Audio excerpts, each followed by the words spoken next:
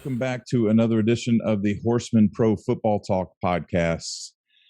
We are early in the, we can't even call it preseason. We're in the off season, and I am Brad. This is Zach. And I'm Hefe. And to get it out of the way, if you're watching us, please hit that subscribe button and the bell icon so you never miss an episode.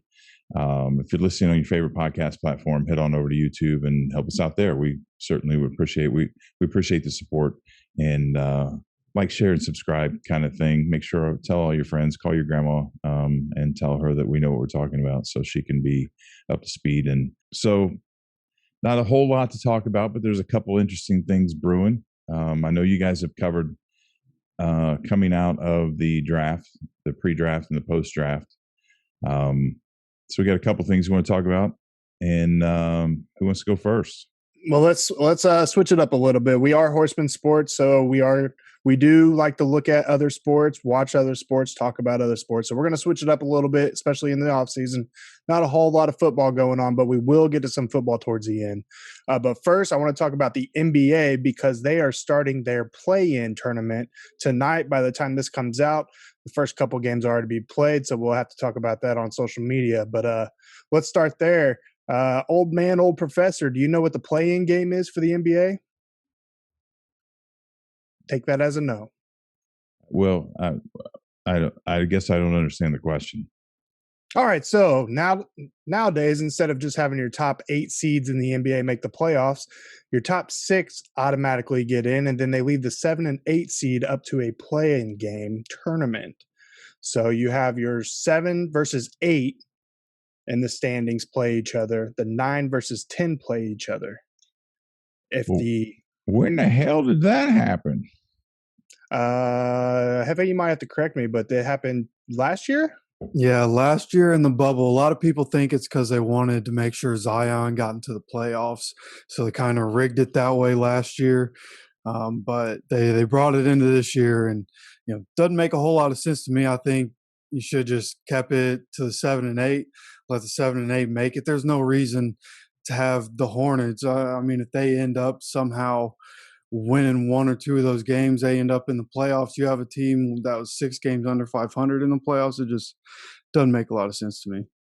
Yeah, but I think it drums up some drama, some interestingness of the NBA, because technically the Pacers wouldn't be in right now, but hey, it's a playing game. Everybody might turn in to watch the Pacers play, see if they could win it. The thing I don't like about it, though, like I said, you have the 7 versus 8 and the 9 versus 10.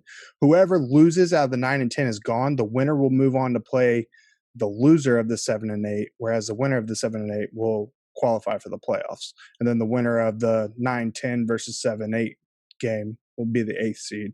That I don't like that part of it, but I think it brings some interestingness to the NBA. I mean, everything's just kind of been dragging the last few years. Nobody's been interested, but I think this kind of makes things interesting. Yeah, and I think most of people's issue with it this year right now, especially right now, is that you have in the Western Conference, you're going to have LeBron and Steph going against each other in a play-in game. Whereas, one of them is probably not going to make it in the playoffs or might not make it in the playoffs because of it. So it's a weird predicament the NBA's put themselves in. But yeah, I could see it, later down the line being something that people really look forward to. But, in this world, a lot of people can't deal with change. So, we'll just have to see how it goes. Yeah, true. To run down the playing games real quick, you got the number 10 Charlotte Hornets taking on the number 9 Indiana Pacers. Indiana's favored by 3 there. The number 8 Washington Wizards versus number 7 Boston Celtics. The Celtics are a 1.5 favorites over in the Western Conference. You got the number 10 San Antonio Spurs versus number 9 Memphis Grizzlies. Memphis is a 3.5 favorite there. And then you have the game I want to watch. I'm sure everybody wants to watch. Steph Curry and the Golden State Warriors taking on LeBron James and the Los Angeles Lakers. Lakers are favored by 4.5, but I don't know about that one. Yeah, I don't know. That it's going to be close. I think that ankle is really bothering LeBron still. I think that's going to hinder him. And I mean, LeBron said it himself. Steph's the MVP this year. So it's going to be tough. I think that the Warriors have a good chance at pulling this one out.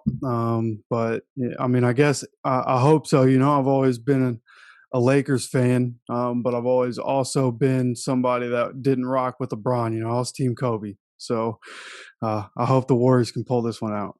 Hey, you could be Team MJ, Team LeBron, and Team Kobe all at the same time. All right. Either of you watched any hockey this season? That would be a negative. Oh, well, the Stanley Cup playoffs just started. I'm not really going to get deep into it. I know Hefe and I used to do some hardcore battles back on NHL 15 way back in the day. But yeah, the Colorado Avalanche is your favorite to win the Stanley Cup. They are leading 1-0 over the St. Louis Blues. Your defending Stanley Cup champion Tampa Bay Lightning is a second favorite to win the Cup. On my notes, I did take down some DraftKings odds and going over like the team records, the points they scored during the season, how they're doing in the playoffs so far, which they're all starting their first game these next couple days. But if you're going to place a bet on DraftKings, look for the Minnesota Wild at plus 1,500. They were, I think, one of the top 5 when it came to standings, and they're up 1-0 over the Las Vegas Golden Knights. So if you're looking to throw down some money just for some little fun, look at the Minnesota Wild. It's a tough road, but 1,500 or plus 1,500 can make you some dough right there. Yeah, now I don't do much watching of hockey, if at all, but being like Zach said, we used to play a lot of the NHL games. And then we ended up moving down here to Florida, kind of near Tampa. I've become a Tampa fan. I know that they're really, really good. So hopefully they can go back to back, win another Stanley Cup. But yeah, the Wild probably not a bad pick. I've heard a lot of people talk about them. I'm somebody who listens to Pat McAfee show, and they have a guy on there who has his own hockey show. So they talk about hockey, and I've heard that the Wild are really good. So if they're up 1-0 already, I could definitely see them beating the Knights and going deep in the playoffs. Yeah, you never know. Could come out with some bread. You feel me? Marv Albert is retiring following the NBA Eastern Conference Finals. Do you know what his signature call is, Brad? Yes, that was a terrible. Hey, that's better than I could do. That's why I was asking, because I don't know how to do it. But he ends a career spanning 55 years, covering everything from boxing to hockey to tennis to baseball to football and basketball. He's called 13 NBA Finals, 8 Stanley Cup Finals, 8 Super Bowls, and the Olympics. Could you imagine that career? The kind of people you get a front row seat for 55 years to some of the greatest moments in sports history. I mean, what a life. Yeah, I think he called when the Dream Team was playing in the 92 Olympics, I think he was calling that Olympics. So he got to sit there front row and watch that whole entire thing. Well, even the heyday, especially the heydays, the heyday of Jordan, and the heyday, the whole Reggie Miller, the Detroit Bad Boys, the Chicago Bulls. And that whole thing. Marv Albert, his voice was a staple. When you watch the clips, that's on YouTube, that's who you hear is Marv Albert. Won't ever be the same. Yeah, true. I know. I mean, he's been calling 55 years. I'm nowhere close to being 55. You might be, but I'm not. But yeah, ever since I can remember, I've heard his voice on the TV. So it's pretty good. Hats off to him, in my opinion. Yeah, absolutely. Him being in the NBA was just as much of a staple as a guy like Craig Sager. Just a sign of the times are changing. That's right. Rest in peace. Just about to be a different day in the NBA. Hey, hire old Pat Mac, huh? Yeah, that's not a bad idea right there. All right. Moving on. UFC 262 over the weekend. Brazilian UFC fighter Charles Oliveira became the new king of the lightweight division. He had a second round TKO over American Michael Chandler. Did you catch this fight, Hefe? No, this was the first UFC in probably like a year and a half that I wasn't able to catch. I ended up falling asleep a little too early. And I missed those fights, but I did go back and I did end up seeing the the Oliveira Chandler fight. And Did you watch the whole thing, the whole match? I think there was like a minute of it was Mm. cut out kind of toward the beginning of the first round. But kind of like, I had asked you and to see what you thought about the fights, and like you said, I mean, in the first round, it looked like Chandler had the upper hand. It looked like he was kind of getting in Oliveira's head, and then in the second round, I don't know if it was just too overconfident and let himself slip for a second, but Oliveira got the upper hand on him and put him away.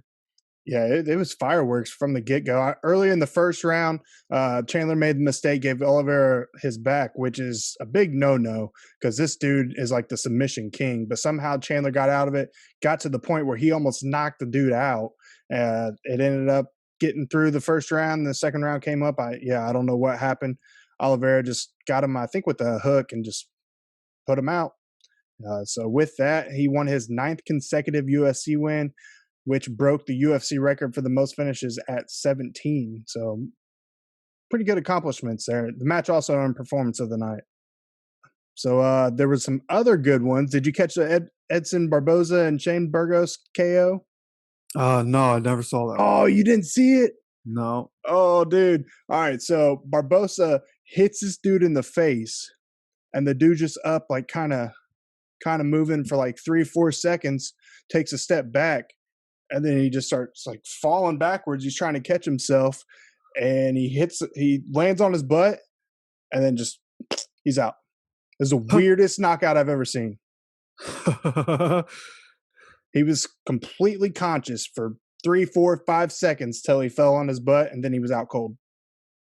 Interesting. Yeah, I'm gonna have to look that one up. I didn't even hear about that one. Oh yeah, check it out. And then you also have to check out Ronaldo Souza's arm break. Make sure you turn the audio up. I've seen the Anderson Silva leg break. I saw the Weidman leg break. I'm like, okay, on watching this dude or hearing. I don't want to hear his arms. Yeah, you can't see it, but you can definitely hear it go. And everybody's like, oh. I heard the dude that Ferguson fought, he said that he could feel Ferguson's knee pop at one point. Yeah. Did you see that?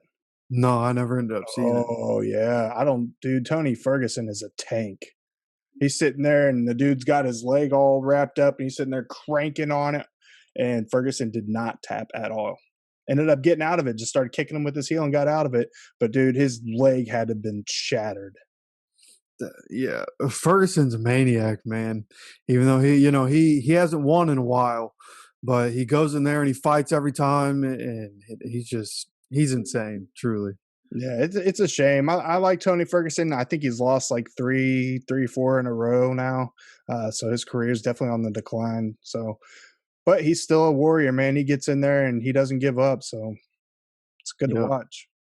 Yep. Just hopefully Ferguson will give it up sooner rather than later, so he doesn't take the kind of road that the Iceman took. The end of his career, he was just getting the shit beat out of him all the time. So hopefully Ferguson will just kind of hang it up soon. Yeah, we'll see. All right, ready for some football? Always. All right, let's do it. Always. Just hot off the press on Monday, the all-time sack leader for the Washington football team and Purdue alum, Ryan Kerrigan, signed a 1-year deal with the Philadelphia Eagles. Thoughts on the move?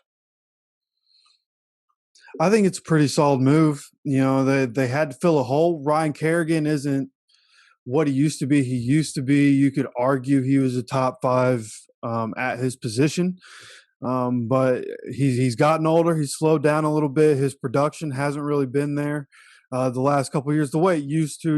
He's still a very solid player. He's gonna do what you need him to do, but he's not gonna bring something exceptional to the defense. But the Eagles defense, they have a lot of young guys, So to bring in that kind of veteran leadership is going to be good for the team, especially for a rookie head coach and Nick Sirianni is an offensive coach. So to have Ryan Kerrigan just in the locker room is going to be really valuable, probably more valuable than what he brings on the field at this point.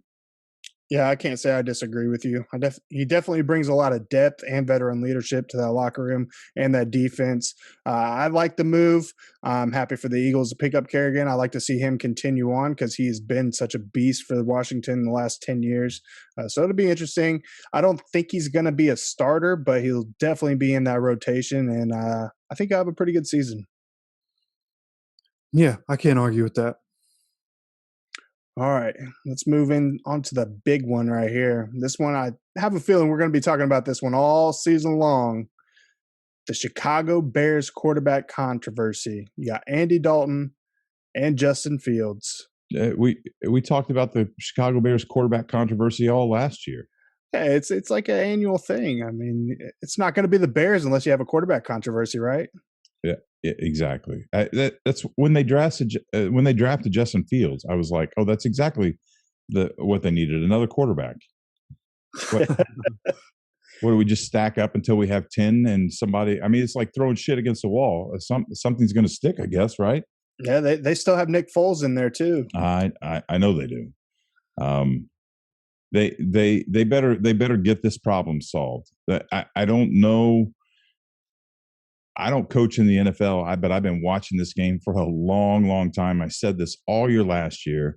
A quarterback controversy may win you a couple games in the front, but ultimately the locker room splits. There's confusion. Guys don't get cohesion, and the longer the season goes on, then the wheels come off. And we saw that last year with the Bears. They started out 5-0 and then completely shit all over the field. They better get this solved. And they better do it before camp or in camp. I don't mean to be over dramatic, but they better figure out who it is, and they better stand on them. And Foles or Dalton has to go. They're not going to get rid of Fields. They just got him. I wouldn't think they're going to get rid of Dalton. They just brought him in. Of course, they just brought Foles in. No, Foles was there last year, right? Yeah.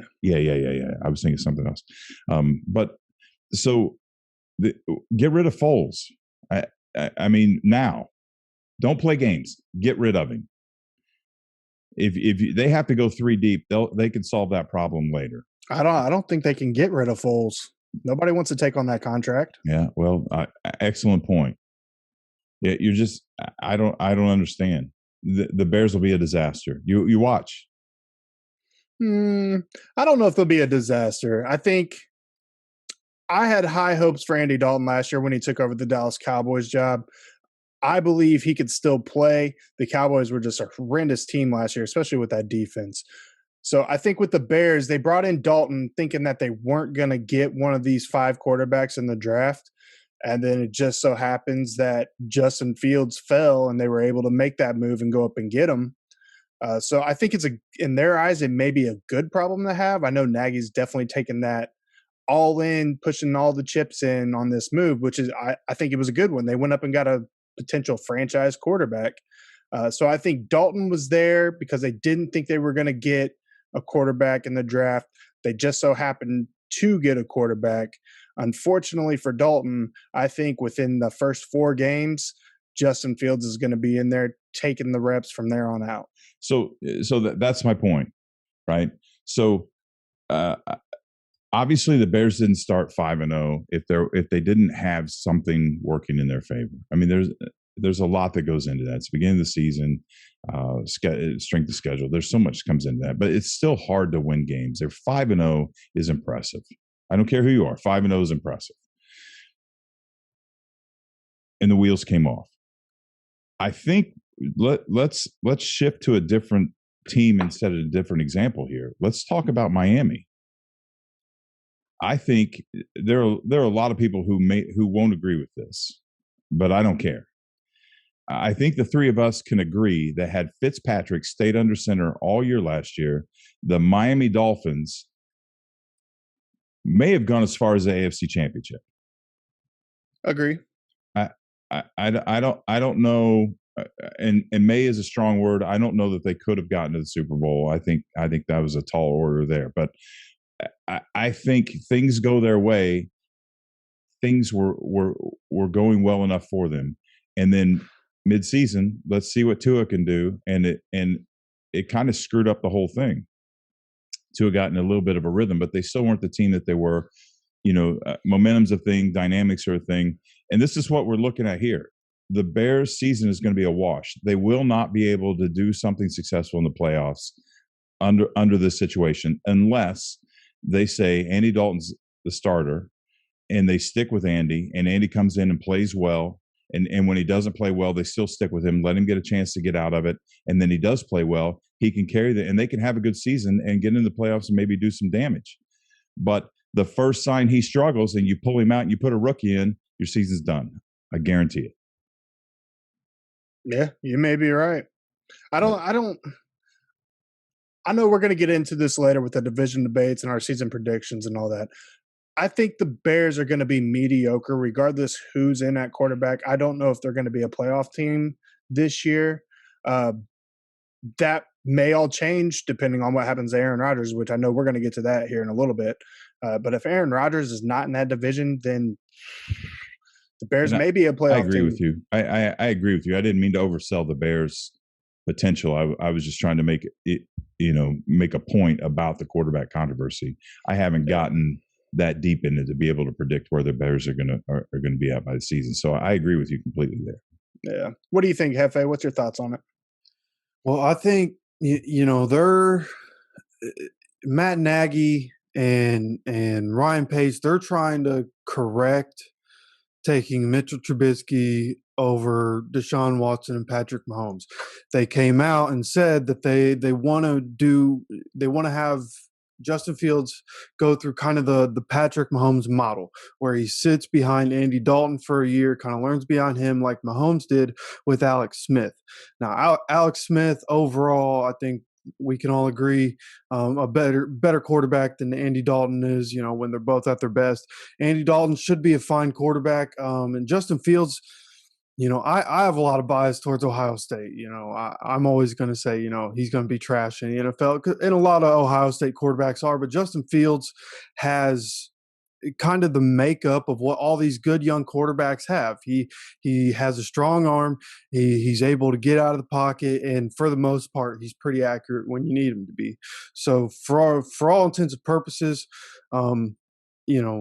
I understand what the Bears are trying to do, Patrick Mahomes model kind of deal. But dude, there's only one Patrick Mahomes. So to try to replicate that, I think you're just overthinking it. Whoever wins the battle day in and day out in training camp and in practice and in the preseason, that's the guy that should start day one.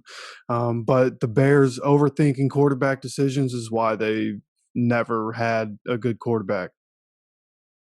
Exactly. And I don't have anything invested in Trubisky, but I'm still not convinced that Trubisky is the problem. That's the other part of this conversation. I'm not so sure that bad decisions and mismanagement haven't brought us to where we are. And it appears, if that's the case, we're still smack in the middle of that in Chicago. So I hope the Bears fans, again, don't get their hopes up. Agree. Yeah, and I think is that we're all Chuck Pagano guys. He was a coach of the Colts for a little while. Him retiring and not coaching that Bears defense, I think, is going to be a pretty big deal this year. I agree with that as well. Yeah, I can get on board with that. I would like to say I'm a big Andy Dalton fan. I do like Andy Dalton, and I think Andy Dalton's problems is with his career is where he played and who he played for. And I'm not sure that a guy like Dalton doesn't play. I don't know that he had the mentality to play in New England, so I can't speak for that. But he's in a system like Brady was. I don't think he's as good as Brady. I know Jeff doesn't want to hear that, but I think if Dalton's in a consistent program, a well-coached program and all the pieces are in place, he may have a ring or two under his belt. I think he's that caliber of quarterback, or was. Right?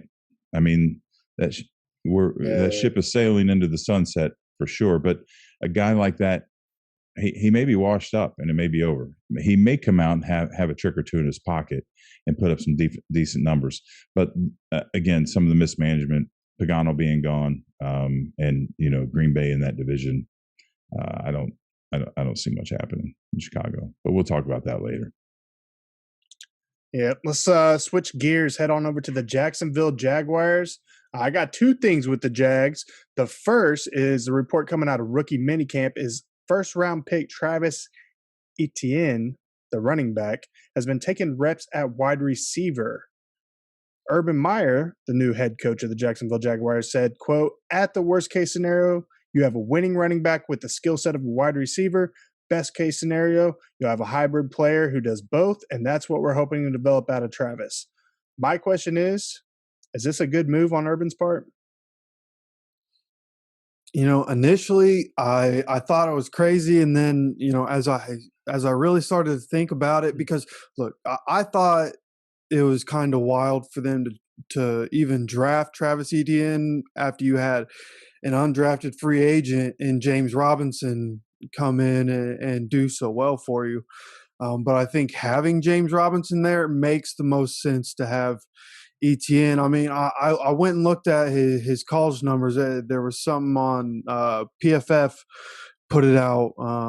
He was first in the nation in receiving touchdowns, first in the nation in a couple other receiving categories, especially for a running back. That's just really impressive. So I think it's probably a good idea you kind of make him what Le'Veon Bell was. Le'Veon Bell used to go out and play in the slot sometimes, but they can play him in the slot and still have James Robinson as their power back, and James Robinson, just a good running back in his own right. So, I don't think it's a terrible move. I would make sure that he's still getting, running back reps. I wouldn't have him just at wide receiver, let him do what he does best. Receiving work out of the backfield is a very valuable thing too. So hopefully he's not just at wide receiver, but I do think it's smart to at least play him out there. So I don't have an opinion either way. What I will say is there is a very fine line between ingenious and insanity. So it's one of those things. Urban Meyer is a successful college coach. That doesn't necessarily mean anything. In my lifetime, I've seen a lot of very good college coaches come out and they try to apply their college mindset. They think they're going to revolutionize the game. This game is the best of the best and has been for almost 100 years. And one guy is just not going to come in and do that unless you're Bill Belichick, and that's a completely different story.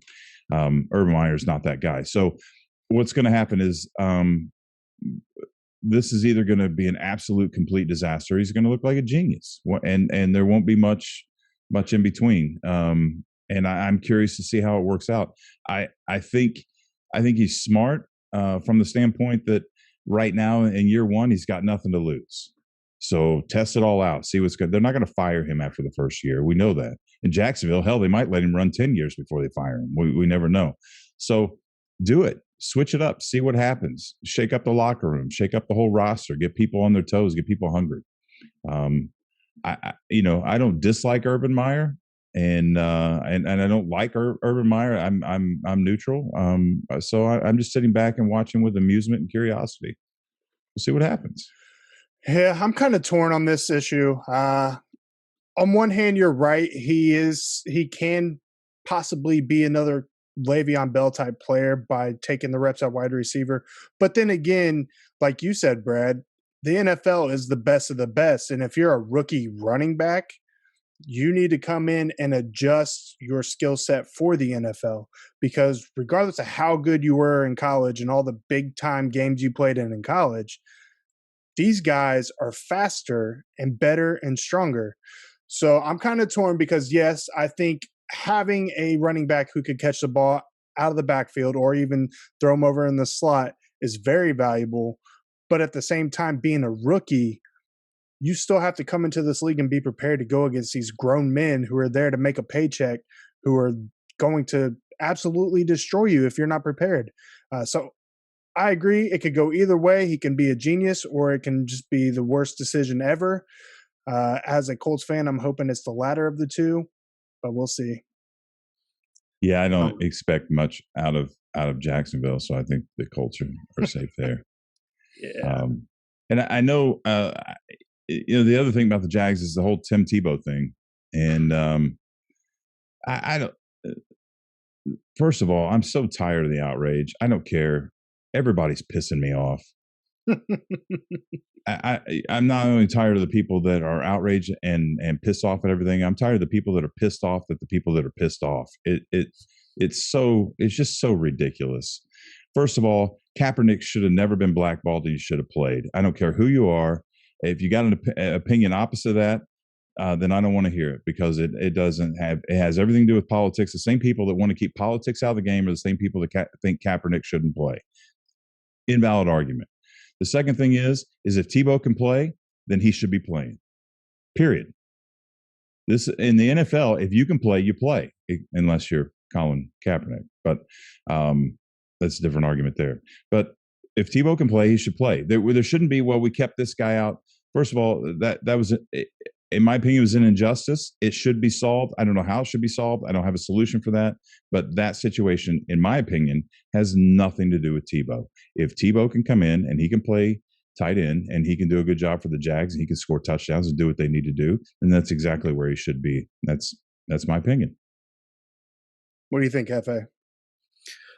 So the only thing that I really have, I don't think Tim Tebow is going to make a good tight end. So if they want to sign him and start him, I'm cool with. As a Colts fan, I'm fine with that. I think that'll be a disaster. I agree with that too. You know what I mean? So that's what I've been telling people. But the only thing that I would say, the only part of it that I really agree with, what the people that are outraged, what they're saying is, there's some young kid, maybe some JUCO guy that's trying to get an opportunity in the league somewhere, and Tim Tebow, a former quarterback, didn't work out as quarterback. Former baseball player didn't work out as a baseball player. He's coming back to play a position he's never played, instead of letting somebody who's been playing this position for 10 plus years at this point, kind of taking an opportunity away. And I can see that. But like Brad said, if he can do it, then yeah, sign him. But no, even if he can't play the position to the level of where he's being effective in a game, with Urban Meyer making the jump from college to the pros, having a super young team, you just drafted your franchise quarterback, you took a running back who they're hoping is going to stick around for a while there too. You have a really young team, a brand new system that you're trying to implement, with all these guys who have done nothing but lose, with the exception of the one fluke season a few years ago. I think even if Tebow can't perform on the field, just bringing him in for the leadership and the culture building alone will be a good thing for the Jags. And yes, I know he may be taking away an opportunity for another guy, but it's the NFL. People get jobs all the time for certain different reasons. And to Urban Meyer, prioritizing culture building and leadership over your third string tight end may be a better route for them to go, which may be why he's doing this. Well, and so you're spot on about the leadership. If Tebow was a lot of, I mean, there were a lot of different things you could say about him when he was in the league, about his ability, or he'd throw ducks all over the place, whatever. But his leadership skills are top notch. I mean, people like the guy and people follow the guy. I think that's an excellent point you made about the locker room. The one thing we haven't talked about is he is a hometown hero. And in a rebuilding season that's probably going to look a lot like it did last year, they're going to sell tickets. People are going to come watch Tebow play. Excellent point. So, and it's business. It's nobody else's business but what Urban Meyer and the Jags management is doing. It's nobody else's business. So let them do their business and let them dwell at the bottom of the AFC South where we want them there. That's right. Not this year. Texans going to be at the bottom this year. Yeah. Well, they misery loves company. They can hang out together. So there's going to be a little bit of a battle at the top, I'm afraid. Yeah, we'll see about that. With that said, we're going to go into this a lot later. A lot later. You guys may have touched already in the week or two ago, and I know we're going to talk about it all season. But you guys know that. I've been watching the Colts for a long time, since the day they moved to Indianapolis, and I was writing for the Bleacher Report back during the collapse, during when Dungy left and the Manning fiasco, and I was writing for the Bleacher Report, and I predicted the collapse of the Indianapolis Colts, so much so that I had a lot of trolls and haters. I lost friends on social media, people I grew up with, that were just so incited that anyone would ever. If you're an Indiana sports fan, you're not allowed to talk bad about their programs, and I was speaking blasphemy. Unfortunately, it did come true, and I always wondered if those people wanted to ever call me and apologize. But I predicted their collapse. Hefe, we've had a lot of conversations where I've been like, "Don't get your hopes up," and I could tell it stung when I said that. I'm more right than not, and I'm telling you right now, I'm putting $100 on the Colts to win the Super Bowl this year. I like it. This is it, man. I'm telling you, they got their shit together, and everybody better get on that wagon, because they are making a run for it. I can't. This isn't Joe Namath guaranteeing a Super Bowl victory, but they, in my opinion, they are in the top three. I would say I would go with Kansas City, Tampa, and Indianapolis personally. I really would. So you heard it here first. Well, maybe you heard it last week, but you heard it from me. You hear it from me for the first time today. Yeah, well, I know with all the, players aren't going to show up to OTAs and this and that, all that noise that was going on. As far as I know, the Colts have everybody at OTAs. They're not missing anybody. Ryan Kelly is the leader of the players union for the Colts. He was interviewed yesterday, I believe, and he said that that he had talked, and him and some of the other players had talked to the coaches and with Chris Ballard, and that they came to an understanding and an agreement. So all the players decided to go to OTAs. I'm pretty sure they're one of the only teams, maybe the only team, to have all the players at OTAs. There's a lot of teams missing some veterans at OTAs. So, this team preaches family all the time. They were together on the decision to come to OTAs, which is great, because last year when Phillip Rivers came in, we didn't know what we were going to have. There was no off-season time. They didn't even play the preseason games. So it was all thrown together for the Colts at the beginning of the year. And I think, that had an effect on the first half of their season, which, I think an off-season last year would have really helped last season's team. Whereas this year, you have all the guys already come together here for voluntary work. They're coming together and getting shit done already, and so that makes me excited. I like that Eric Fisher. People don't look, if you say on the internet that Eric Fisher is going to be back by the end of September, people will for some reason freak out on you. But Eric Fisher had the details of his surgery. I can't remember all the details of it, but there was something about a smaller incision, and something about the way they were able to do Eric Fisher's surgery. He's going to be able to come back quicker from an Achilles tear than a typical Achilles injury would be. And he's predicted to be back by the end of September. You put him on that offensive line, filling in where AC was.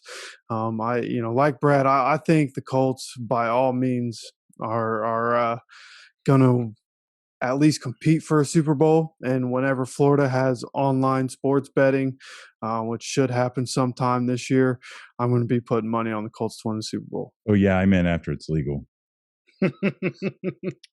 Can't say I disagree. I like what the Colts are doing. I've been saying it forever that the Colts are going to win the Super Bowl. I picked them to win it last year. I agree. I think this is the year to do it. And yeah, we'll definitely talk more about that as we get closer to the season.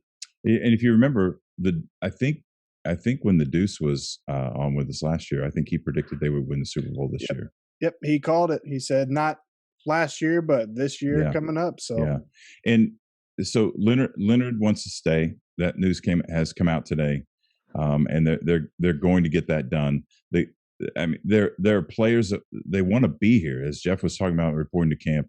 They're all in. They're all in. So not only is all the talent there, and you know how I feel about Frank Reich, but everybody's on board. Everybody knows what's going on. They see it. They feel it. They understand it. They're all in.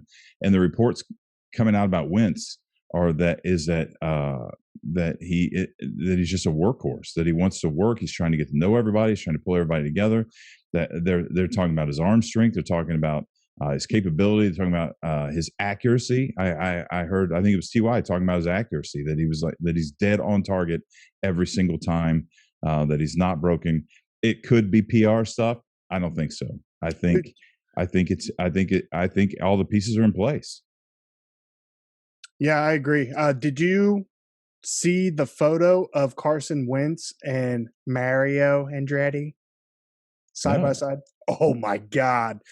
I don't know. I don't know if it's because Mario's so small or Carson Wentz is just a monster.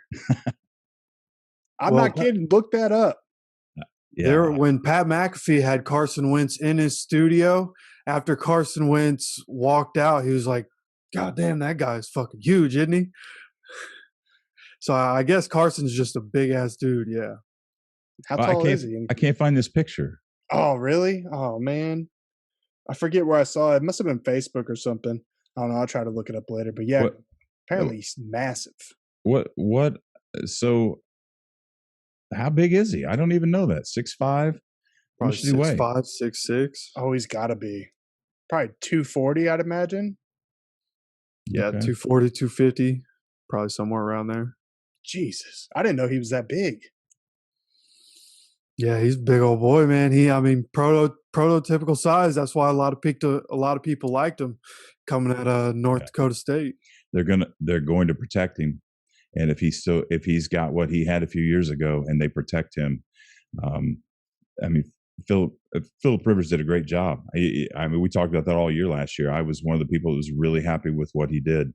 And it appears that we certainly got an upgrade. And a few things happened differently last year. The Colts make a little extra run. I don't think I thought last year that they had what it took to get there. But things are going to have to go their way. But I think this year is different. I think this may be on the brink. Wentz may have been what pushes them over the top. Yeah, I hope so. I'll tell you what. There's one key factor I think for the Colts this year, and that's going to be can Paris Campbell stay healthy. Which last year's injury wasn't necessarily his fault. It was the way his leg was hit that messed him up. But he's going to have to be able to stay healthy. If he stays healthy, the Colts offense should be top 5 all year. Truly. Looking forward to it. All right. So we're really pressed on time. So real quick, is Aaron Rodgers going to be a Green Bay Packer next season? So I've been around long enough to know two things. All right. So in 1995, Reggie Miller made a huge deal about going to the New York Knicks. And then later said he had no intention to go to the Knicks. But he made a big deal about it. Everybody who thinks Reggie was the consummate pacer, he went on talk shows and he was going to New York. And he eventually re-signed with the Pacers. And they're all, these guys bluff. They try to get leverage. It's the art of negotiation. It's business. People need to understand it's business. I know that this isn't all business. But now reports are that the Packers want a quarterback as part of the compensation, which tells me that they're not real confident that Jordan Love is ready to go yet. So this thing is a mess, but first of all, with the numbers Rodgers, and the same thing with Deshaun Watson. I mean, I don't know. That's another. Forget I said anything about Watson. But and my point was with both those guys, I don't know how you let those guys walk. With the numbers that Rodgers put up last year, are just ridiculous. What was it, like 38 touchdowns and 5 interceptions? It was ridiculous.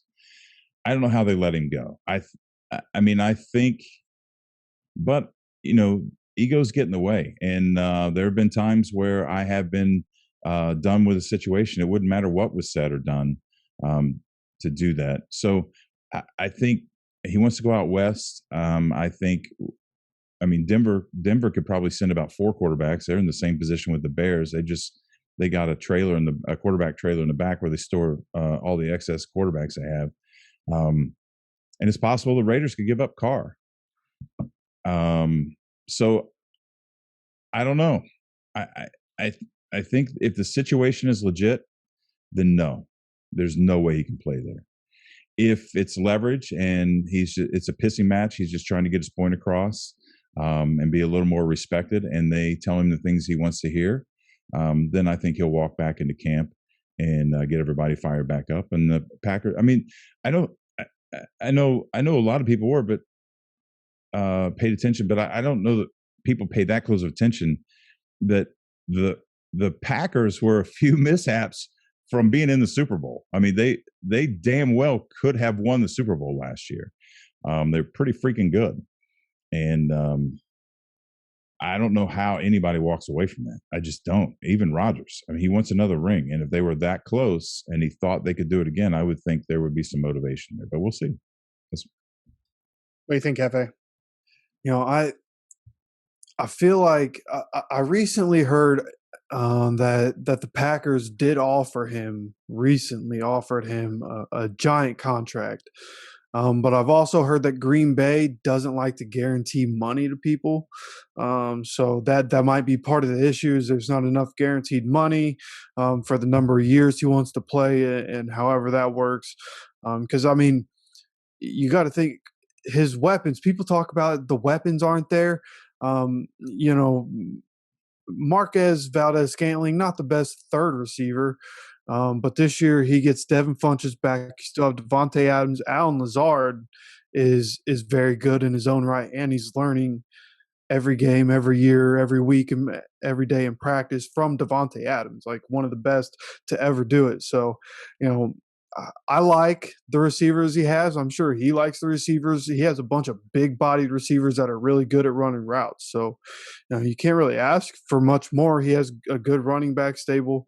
I think it all just comes down to, he wants to be valued. He thinks he's valued a certain way. He wants the Packers to value him a certain way, and they would rather – give that money to everybody except for him, it seems, and like I said, I don't know if the report's true. Obviously, if they did offer him a contract, as far as I know, the numbers for that never came out. So I'm not confident that was a real report. But it feels like he's going to be there despite everything that's happened. Like Brad said, it's just, the team is too good to walk away from. You've gone to back-to-back NFC Championship games. This team, by all means, is just as good, if not a little better. I mean, there's no reason for him to leave at this point in his career. Because, I mean, look, if he goes to the Raiders will be pretty good. They'll be fun to watch, but they're not going to take him further than the Packers would. The Broncos have a really good team. They might, but it's unlikely because they're in the same division as Patrick Mahomes and the Chiefs. I mean, maybe the 49ers, he can go and compete for a championship with them, but I mean, are they going to do a Garoppolo for Rodgers trade? I don't know. I mean, I guess that would be a feasible opportunity. What do you guys think about that, or a Rodgers Garoppolo trade? I think it's certainly feasible, and I think a Bridgewater for Rodgers is feasible as well. I mean, obviously there has to be some other compensation when we're in and around these guys. I mean, they're just not. No one. The Packers just aren't going to give Rodgers up straight up. We know that. Yeah. But the Broncos and the 49ers are both in a position. with the Raiders, just giving up Carr disrupts everything. It just disrupts everything. I don't think the Jimmy G thing's working out in San Francisco, so we're looking at an upgrade there. And not saying that Rodgers isn't a better quarterback than Carr. Carr is entrenched in the system. He's working with Chucky. I think that's a complete disruption of the system where Jimmy G, everyone expects it. Bridgewater is new to the system, and they've got Drew Lock in Denver. So I think that makes sense as well. But I think you make a valid point. Can he do in any of those other places what he could possibly do in Green Bay? And I don't think the answer is yes. Nope, I agree. I don't think there is another team out there that will be better than the Green Bay Packers for Aaron Rodgers. With San Francisco, although taking Aaron Rodgers in, they would become immediate Super Bowl contenders.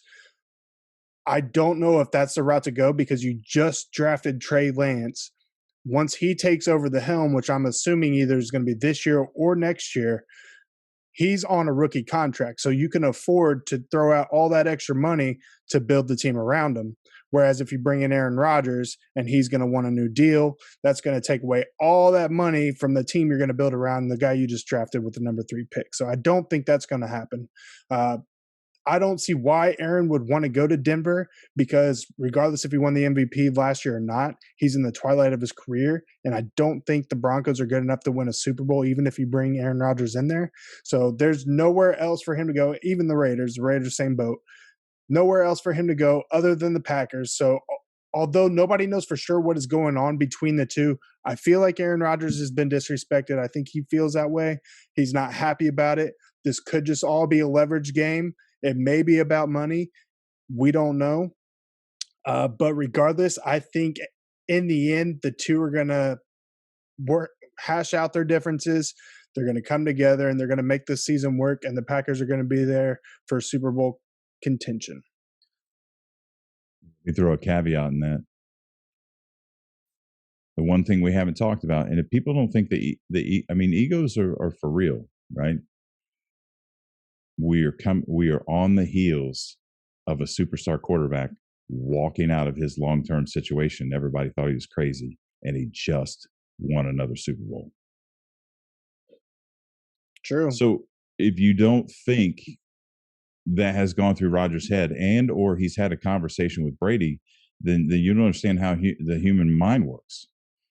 He feels underappreciated, disrespected. He thinks he can go in and he can boost the program, put him over the top, and win a Super Bowl, and then look back at the organization it came from with a an "I told you so" kind of thing. He's thinking about it. So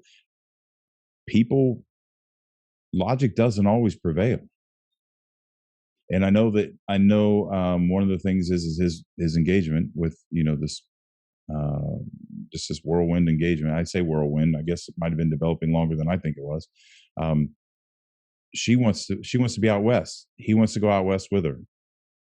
So maybe after everything you've done, won a couple of Super Bowls, maybe that's not as important anymore. You want to go where you feel respected. You can help build a program, and you're closer to home. I guess the bottom line is it all depends on what is most important to Aaron Rodgers, and nobody knows that but him. Because even what he's saying can't be taken for the gospel. Guys are going to say what they need to say to try to get the results that they want. And so I guess we'll just have to wait and see and find out. The longer it goes on, the more I question this whole. I can't believe it's gone on this long. Look, if I was a coach and there was a guy there that I thought absolutely, no matter who he was, that I could not fix the problem and he was going to derail the whole system, he's gone. I wouldn't have him there. That kind of cancer will kill a program. So I question why this has gone on so long, other than the fact that they can come to terms eventually. Yeah, I mean, through as long as it's been going on, we haven't heard anything from Aaron Rodgers at all, which makes it all the more confusing. We have no idea what's going on. And, people are assuming most of the news that's coming out is coming from the Packers camp and what they want people to know. And, we're just kind of sitting on our ass waiting to see what's Aaron Rodgers going to say about all this. How is he going to react with all this? Is he going to show up at camp? But as soon as we know, we'll talk about it. For sure. All right. That does it for this week. We want to remind you again to show us some love. Tell all your friends, call your grandma, help us get the word out. We're growing, and we certainly appreciate your support. So like, share, and subscribe. And we are looking at putting together our season program for the weeks to come. We're going to get that together. Right now, we're just kind of getting together and talking about as news comes up. But we will certainly have a format. We will get into the divisions. We're going to break down all the divisions like we did last year, get into our predictions and that kind of thing. And by the way, if you or someone you know is a dedicated fan to your team and you would like to get on the show with us and talk about your team as we talk about their divisions, we are looking for you. We want you to come here and tell us why your team is going to win the division, unless you're a Dallas Cowboys fan, and then we will completely destroy you. No, I'm just kidding. Well, kind of, maybe. So let us know. Please contact us. We'd love to have you. If you or someone you know wants to get on the show with us, wants to talk about your team when we review the divisions in the preseason, we would love to have you. Please contact us immediately. So with that said, until next time, deuces.